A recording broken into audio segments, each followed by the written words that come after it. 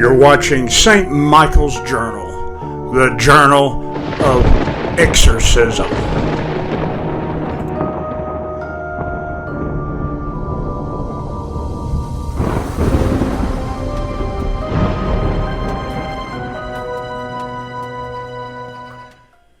May the peace of the Lord be with you.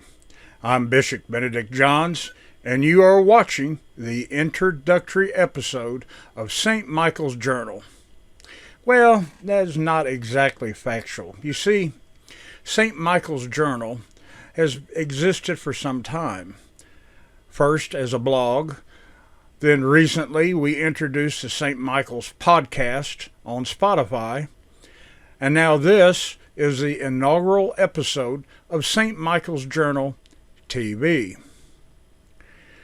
From its inception, the mission of the journal has been to educate and inform the world about exorcism and the very real dangers of demonic oppression and possession. Beginning in 2012 and up through time to the present day, we have published and or shared articles from diverse sources illustrating that evil and demonic possession are in fact very real. To accomplish this, we make use of certain tools. Google and other search engines make available online tools which routinely forward to us emails reporting that some news service has published an article containing the key words we are scanning for, such as the word exorcism. We obviously do not publish all the articles the search engines send us. Many use the word exorcism in the context of advertising a horror movie, and even some sports writers often observe that a losing streak of a certain team needs to be exorcised. These we spare you. We also try to make an effort to vet the stories we find. It would conflict with our goals to publish excerpts of articles that make false statements. Therefore, not every story about exorcism makes it into the journal. A phenomenon, one that is all too common to blogs and social media, is the emergence of online communities, places for followers or fans of a particular topic to hang out in a sort of virtual reality coffee shop and discuss the content presented on the platform. Such a community was never planned for the journal. Therefore, we do not approve all comments posted to our WordPress blog and never planned on allowing readers to build a community on our text version of the journal. So we never planned on allowing any comments made by a reader to be approved until one particular instance. We had published a synopsis and hyperlink to an article we found on the National Catholic Register by Patty Armstrong, who wrote, "In my recent article on the demolished house believed to be a site of demonic activity, Zach Bagans, host and executive producer of the TV show Ghost Adventures, admitted during an email interview that he may be suffering lingering effects of the evil he set out to capture on video. I must state that we mean no disrespect, nor do we stand in judgment of the folks at Ghost Adventures. But I did approve the following comment, and I will offer to you an explanation afterward." The commenter wrote,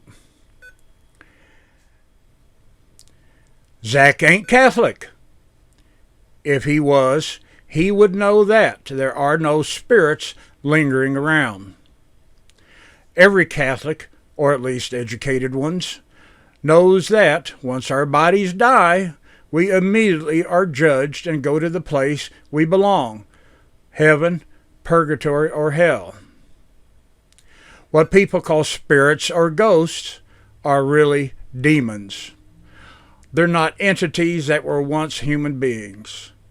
Besides this, he also should know that Catholics aren't supposed to try and contact or summon anything that has died.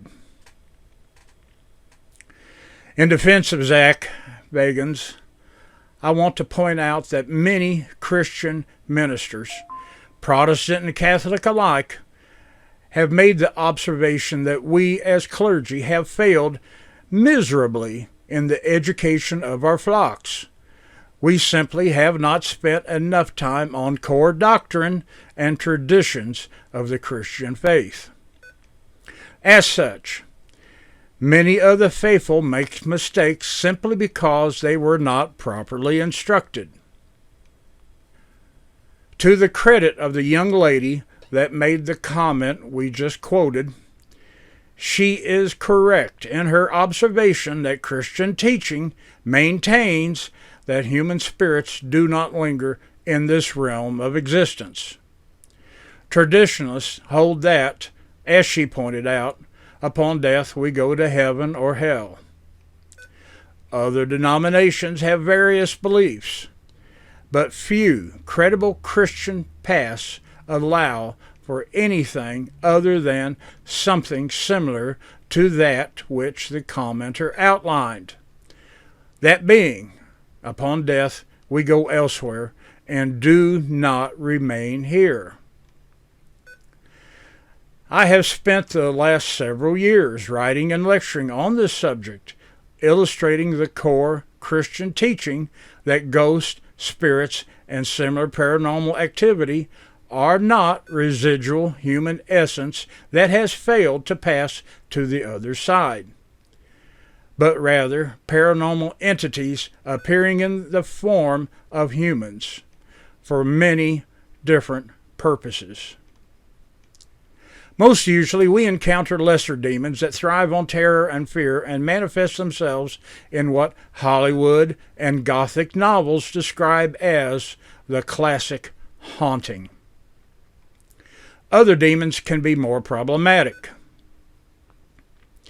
I highly recommend you to obtain a copy of Malachi Martin's book, Hostage to the Devil: The Possession and Exorcism of 5 Contemporary Americans, in which Father Martin illustrates how demons can take possession of an unwary human. Also worth mentioning is that just as Jack Bagans reports that he believes he is suffering the effects of prolonged exposure to evil in his work, Father Martin reports in his book how the exorcist suffered from the same effect, some suffering immensely for the remainder of their lives. We suspect that, just maybe, Zach is correct in his belief that he has suffered a spiritual injury or trauma due to his long-time exposure to evil. We ask that you open your mind to the possibility that popular culture, which has put a face on the subject, a face that is misleading or misinformation, if you will. Far too many become infatuated with the paranormal and go out in search of that which goes bump in the night. However, some who do come away from the experience with more than they bargained for. In conclusion, we hope that you find these videos produced by St. Michael's Journal to be informative and illuminating. And we pray that you never, ever need the services of an exorcist. And of course, if you find these videos enlightening or just entertaining, please click the like and subscribe buttons. Thank you for your time.